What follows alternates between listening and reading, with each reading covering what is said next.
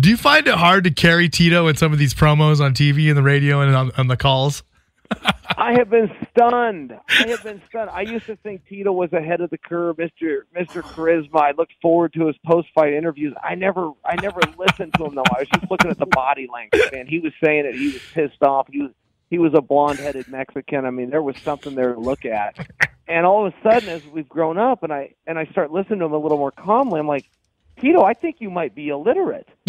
Those words, you can't say those words side by side. You know, he's making homophobic slurs and thinking it's funny on live TV, and it's like, Tito, I get what you did, and I'm not offended, and it was directed towards me, but just trust me, don't do that on live TV. Just stay away from it. Exactly, bad for business. Yeah, we did a conference call 2 days ago, and Tito said, I'm going to elbow him. Literally. I literally want him to shit his pants. I'm like, Tito, you want me to take a dump on you? Like, that's disgusting. That is you. That's what you literally want. That's gross. Have you seen like the people? People have actually. I mean, MMA fans are great with editing videos and stuff and put them on YouTube. Have you seen the highlight videos people have made of his public speaking? Yes, and doing interviews. And they're referring to him as myself. Well, they're not just that. They're just, people have made highlights, like just combinations of all these different times when he's speaking publicly, and they're amazing. It's almost as bad as Cody Garbrandt. Almost. Oh, geez, that's great. Him and Cody could open up like a public speaking school. Have a spelling bee. What not to do? Yeah, have a spelling bee. That's good. I mean, have you literally had moments in these pressers and these press calls and press conferences where you're just sitting there like going, I don't even know what to say to you?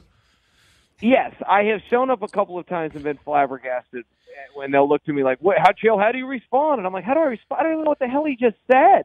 I mean, it's like the ultimate warrior of wrestling. It sounds cool because he is a charismatic guy, and he gets that big old growth hormone jaw of his, and pinches it nice and tight, and like there's something to see there. But if you listen to the words, that guy's illiterate, and I'm not sure he's not drunk at some of those. I have no idea what he's doing. I've even told him, like, Tito, next time you have an idea, just text it to me. I'll edit it, and I'll text it right back to you, and I won't tell anybody. I'll help you with this. Your line. Yeah, I'll tell you what to hit me with, but you got to stop, man. You've got to put coherent sentences together. I think you should tell him that in the interviews and stuff. I have offered it several times. No, I mean, Tito's biggest concern right now is he needs to learn. He needs to learn the bus route or get himself an Uber app because his car got repoed, and I just want to make sure he can get to the forum on the 21st. Well, the funniest thing is he drives a car around that you're supposed to be driven in. Nobody's supposed to drive themselves in a Phantom. You're supposed to be driven in that car. Yeah. That's like buying a limo and driving yourself. One that your baby mama has the title to. Well, yeah, but he got that in the divorce, which is just so funny to me. I love it. As you can tell. As you can tell, that was a house kept man right there. I mean, he divorces her, and then she's got to pay him, and he keeps her car, her $300,000 car. That's right. No, he looked at the laws and turned out they were on his side. He didn't look at the ethics code and realize this one's a little stacked against him. He just got a good lawyer and then took her stuff. One more for the men, I guess. Somebody had to do it. Yeah, somebody needed to do it. Square one up for us, boys. So tell us, how has your experience been at Bellator so far? I mean, I fought a bunch of times in Strikeforce, and I had such a good history and such a good experience with Rich Cho and Scott Coker. How's yours been over there so far? Rich is actually my old roommate. Yeah, I don't know what's up with those guys, man. They're way too nice to be in this business, that's for sure. Look, they work their asses off. I could get a hold of them 24 hours a day.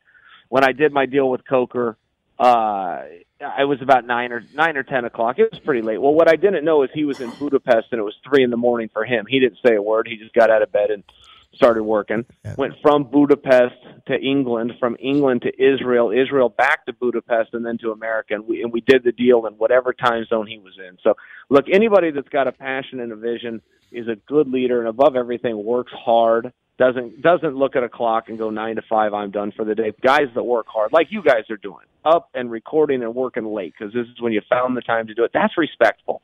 There's honor in that. So if I'm working for somebody in any business, and I used to be a plumber, I go all the way back to the construction job sites, I got to look up to that guy. I just do. I've got to admire him, and I admire him through hard work, and that's where I'm at with Coker. Yeah, I mean, he's a guy that you want to help, and you know what I mean? Like, it makes it easier to do your job when you're doing it for someone like that, right? Yeah. Oh, absolutely. He's a great guy, and he's very fair. And you know, what he says is what it is. I had to deal with him, and you know, into deals and negotiations I had going other places just off of his word. I didn't have anything in writing. But, you know, when a guy has a reputation like that, you trust him, and he needs to be able to do that with his guys. If I don't have a contract, but I gave him my word, man, we got a deal. Yeah. Chael, one thing I want to ask you about is in some of these promos you've talked about that you're on a Legends ass-kicking tour. Are there any other, you know, legendary fighters who are retired or close to retirement? You know, I know you've talked about Vanderlei. You wanted to finally get that one under your belt. Are there any other fights? I mean, what if they presented you with a Hoist Gracie or a Ken Shamrock? What would you say to that? Yeah, I mean, I want to fight all those guys. You got to understand the jealousy is the same. You know, I got directed at Tito just because I had a pass with Tito in the amateurs, and I knew how I could do with him because I knew how I did do. Uh-oh. Hello? We'll have to get him back on. I'm back. Where was I? We ready? Yeah, you said I asked you if you would be willing to do take on some of these other older legends like Vanderlei, like a Hoist Gracie, like a Ken Shamrock. Yeah, and I'll tell you this. So my jealousy towards Tito, I was happy for Tito. I was proud of him. Every time he fought, I felt tied to it, even in the smallest of ways, because I was a competitor from his past. But the reality is, as good as he wasn't me. He never would have been champion if I would have been there. The guy with the mohawk and the tattoos on his skulls wouldn't have been champion if I was there. I could have whipped them both then. I could whip them both now. I thought my race was ran. I tried to leave the sport 3 years ago. I'm sitting back and I'm watching all these prima donna pretend fighters pulling out of fights, you know, because this hurts or that hurts or not making weight for fights. I'm going, guys, you're missing the point here, man. We're privileged to be able to do this, and there's a level of professionalism that we've got to do it at. I'm coming back, and all you legends, all you self-proclaimed legends, which really just means you're old, I'm starting with you guys, and I'm starting with you guys because I should have been starting with you guys back in the 90s. We were all the best fighters in the world, but one name was left out, and it was mine because I didn't know how to break into the business, because I didn't have managers, because I was whipping my teammates so bad, and my teammates were the one with the phone numbers and the connections to get me in, but they knew if I came in, I'd take their spot away. So, you know, it was just the reality. It was just the spot that I was in was a very tumultuous and very unpositive situation. The training was great. But, I was surrounded by guys that when they got up in the loft, they pulled the ladder up behind them, and it took me a number of years to realize that. And as soon as I did, I went into business for myself, and I was in the UFC 2 months later. It's pretty easy to get in when you had a record like I had, but somebody has to make that call for you. So, you know, at any rate, yeah, I'd be sitting on my couch watching some fool named Vanderlei Silva swinging punches like a bum, juiced out of his mind against some poor rice-eating Asian, in Japan with no muscle tone. It's like, come on, you got to be kidding me. You were eating rice, and this guy's eating Deca.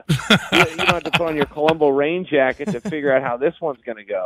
And I remember being on my couch, paying my money that I barely had, scraping a few guys together so that we could pitch in the money to watch the show. And I'm going, I will beat this guy right now.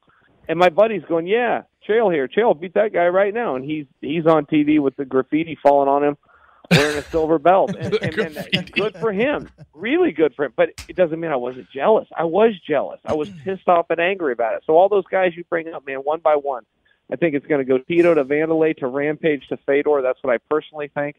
I like that I've lineup. talked to the guys at Bellator. Yeah, that's what I think is going to happen. But eventually somebody's going to have to go fight Phil Davis too.